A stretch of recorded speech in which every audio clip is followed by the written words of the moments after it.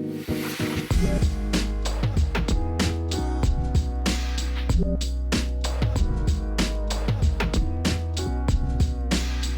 afternoon, Alex. It's good to see you. Good to see you too, Don. One of the stories I love about your background is that you were early in Shopify. Is that right? Yeah, it's funny. Last week, I led the most successful investment I've made was Shopify. I led the Series A back in 2010, and it's funny because last week we released the original memos from like 5 or 6 of our more successful investments. I saw that on Twitter. Yeah, like Shopify and Twilio, and I think Wix and a few others, and so yeah, it actually was really fun, like kind of going back and looking at that memo and kind of reading about what we were thinking. And that was 10 years ago. Thinking at that time. That's awesome. Let's talk about your portfolio a little bit. Tell me a little bit about kind of where you focus and your process for finding the companies you focus on. It's changed. It changes every few years.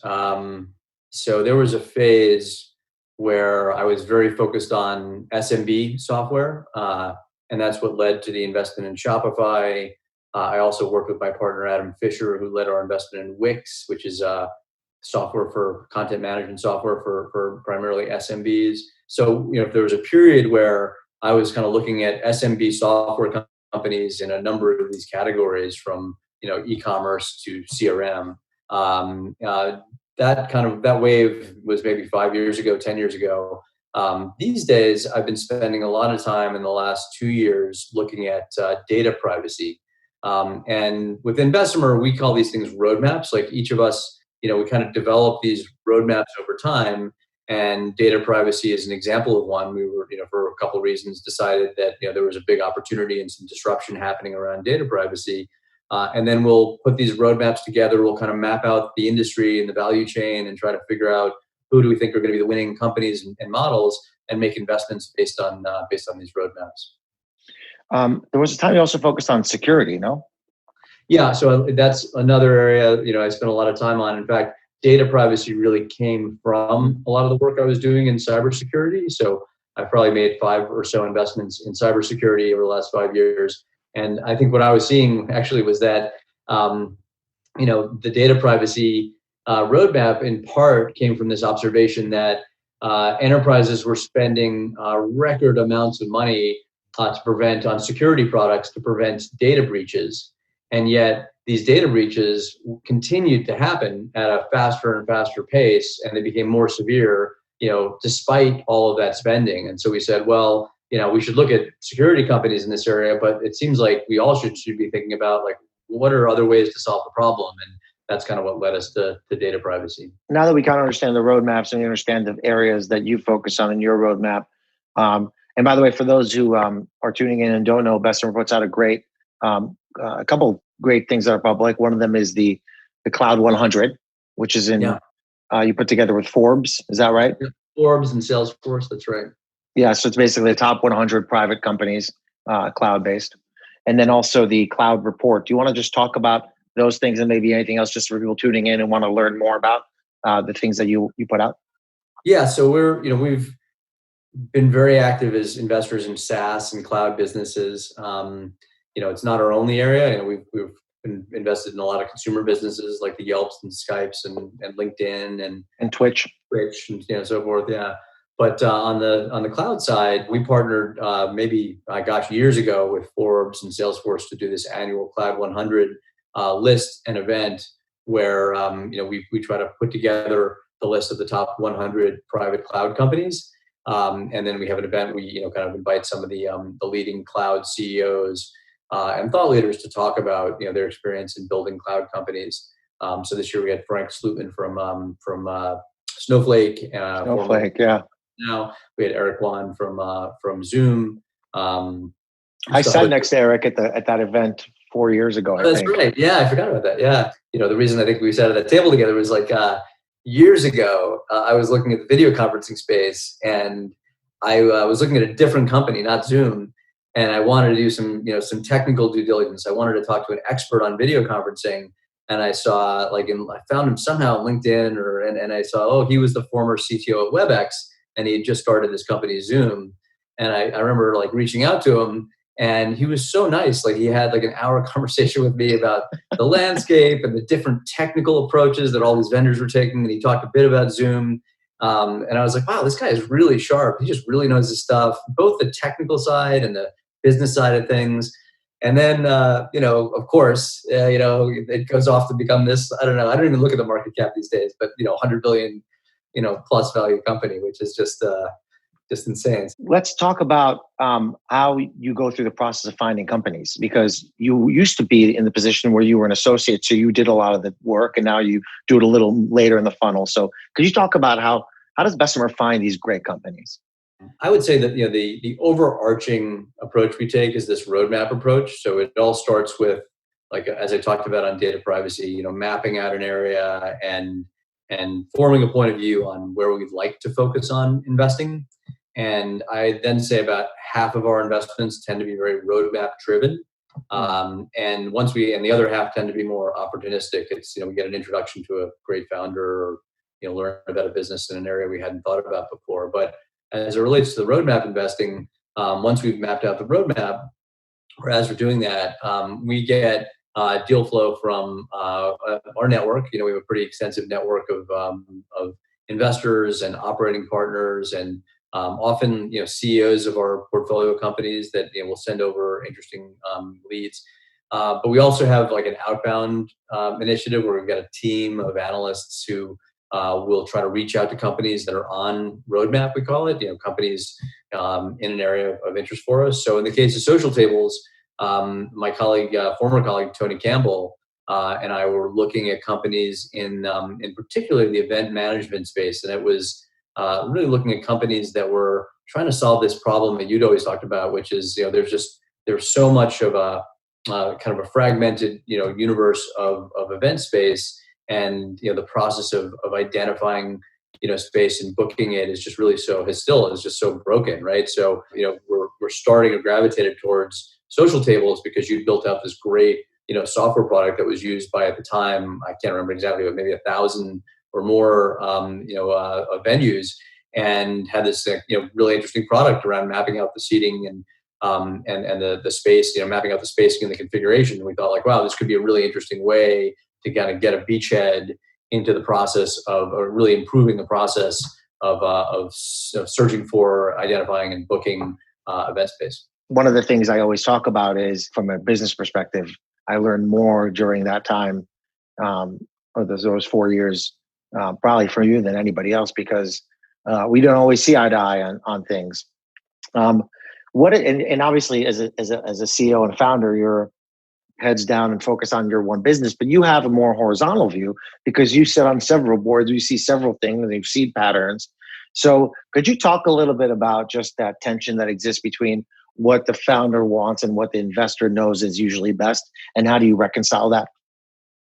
Well, I think the key there, though, is that clearly the investor doesn't always know what's best. But I think it's that that sometimes having that tension is helpful to surface, like, what are the key issues, and what's the debate, what are the issues on either side, and how do you kind of arrive at a good decision, or at least how do you arrive at a process that gets you to the right decision more than 50% of the time. And so I think across my portfolio personally, I mean, there are certainly situations where there's varying levels of debate depending on kind of what kind of company it is. I mean, what kind of industry it's in. But I'd say more often than not, there's always like good meaty discussion at the board that often can get sometimes heated, but always civil. And and I think it's often about just really important strategic questions that these companies face. And everybody's bringing their own perspective, which I think is why often board construction and understanding who you're going to have in the room is so important. Obviously, we're talking here on Boise Startup Week. You're based in, so Bessemer has offices all over the world: London, Israel, India, East Coast, West Coast. You don't have an office in Boise. I don't expect you to have an office in Boise. But at the time, when you invested in Social Tables and Fish Me, for example, or even in Estonia, those are not places that we think about tech. Well, Estonia is pretty cool and tech wise, but like that's not really what you think about. So talk about geography then and talk about geography now as it relates to where a startup is, please. Yeah, I'd say so we have, of our 16 partners, most of them are focused on California. I'd say more than half are spending their time in San Francisco and the Bay Area. And among the group, I'm one partner who's sort of said, I'm going to cover, we're always roadmap driven, but I try, to cover everything that's not in San Francisco. And so Shopify, based in Ottawa, Canada, right? I mean, there weren't that many companies coming out of Ottawa, Canada. I personally have been, the minority, I'd say, within BVP, but in thinking, I don't think the Bay Area has a monopoly on innovation. I think we're seeing great teams emerge all over the world. And I actually think post-COVID, it's going to happen even more frequently, right? So, people don't necessarily have to be, in New York or San Francisco anymore. They can start, they can stay wherever they want. I want to talk about two things in particular that we haven't really touched on. The first one is, a lot of people come to me and ask me for help fundraising. And, I often share what you taught me about fundraising is that you run a process, and it's really simple idea. But can you just break down your approach to fundraising and your counsel to founders on how to fundraise? I think a lot of it is, you got to identify, who are the funds you're going to meet with. I think you probably got intros from your board members, right? From me and, and Chris and, and maybe Brian, if we were thinking about a later stage round. But, and then I think it's just really valuable to start having conversations with investors well before you plan to raise. Because it's not only because you want to start forming a relationship with them, which I think is important and really, even more difficult these days in this work from home virtual environment. Mm-hmm. But I think it's an important part of the process, especially at the early stage, because the early stage, the team is always important, but it's like extremely important at the early stage, right? Because that's really what you're betting on, right? It's like big market and hopefully, a great team. And then the other reason is that it's good to be able to kind of demonstrate like the arc of the company, right? So like investors, at least from my standpoint, it's always a lot easier to make a decision if I can see some progress, right? At like a few data points and a number of interactions over some period of time versus, having somebody say, great, give me one pitch and you get to see, the company at one particular point in time, and you've got to make a decision then. I actually think you get the best valuations when, you get investors that are able to see that kind of arc over some period of time, whether it's, a month or 3 months or 6 months. So I think forming the relationships early is good. I think, bringing the investors along, before you start the official fundraising process by letting them know periodically, hey, how things are going and, all the great progress you're making, in the business. I think that helps a lot. And then, when it's time to fundraise, I think, having a structured process where you just say, look, it's going to be, X number of weeks before we expect to get term sheets. And, I think it's helpful as you start to get information to often try to, depending on a lot of other factors, often sort of guiding people to a particular set of terms or evaluation as to what you expect. I think it just also helps you to get a better understanding for, which of those investors is going to be the most valuable to you. Because if they're doing their job along the way too, they should be introducing you to customers or other executives, maybe for open positions in your exec team, or helping you with other introductions or in other areas, right? So it done well, it can be valuable for the founder as well. Let's talk about me for a second. And what do you think I did well and didn't do well now that we've had a relationship and friendship over a decade now almost? What do you look back on? You're like, I wish Don did this that my other founders do, or I wish my other founders do that we did. And please don't hold anything back. I think it's a good learning moment for a lot of founders. Look, I think you were so good with customers. Like that was one of the things, customers and employees. I just remember, from one of the reasons why we all initially were excited to invest. I remember the first time we went to the Social Tables office, the first office, and walking in, and you get these tangible feelings of like, wow, this is like a real startup environment. And there were like a lot of these little touches that you had in the office that really showed that you cared about the employees and you cared about the customers, and you kind of created this culture. I guess it really comes down to culture. You created this really really strong culture, which is just not as common as you'd think. I mean, I remember you had the Shivari annual annual award show, award show, and like I remember we had some disagreement over the amount of money you spent on like this. You had like your employees had their parents come or something like that. Yeah, parents weekend. Parents weekend. I was like, what I learned about was like, we spent how much on a parents weekend? I remember that was. I think it was like $5 or $10 grand. Yeah. Yeah. Well, I thought it was a lot more than that, but it was that crazy. But I remember you had in the board meetings every quarter you would give out the best board member award. I still have it in my office. Well, I was trying. Which was like, and it was so funny because you were like, and this, remember you would have all this fanfare around like who's gonna get the best board member award this quarter, and then and there were only like 3 of us in the room. So I was like, were you nervous? Were you nervous you might not get one?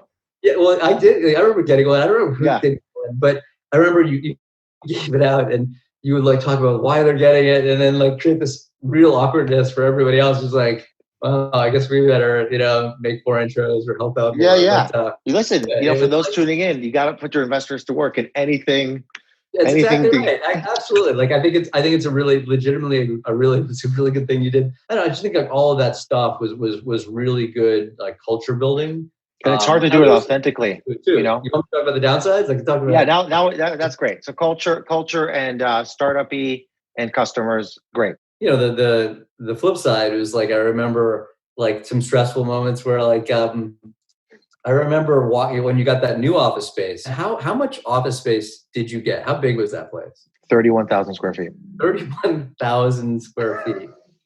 31,000. And I don't think I think you like signed the lease without like telling the board. At the time, yeah. To get like board approval or something, getting something signed, and like this is a good learning moment for a lot of entrepreneurs. Yeah, VCs expect you to know how to run do a lot of things that this is actually all kidding aside, I legitimately did know, like it makes like now I'm like, of course it makes sense. It's a big expense. You should talk to the board, and have a discussion about it and weigh the pros and cons as a group. I legitimately didn't think about that.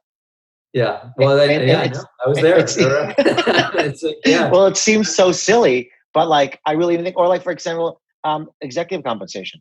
I didn't know there was an executive compensation committee.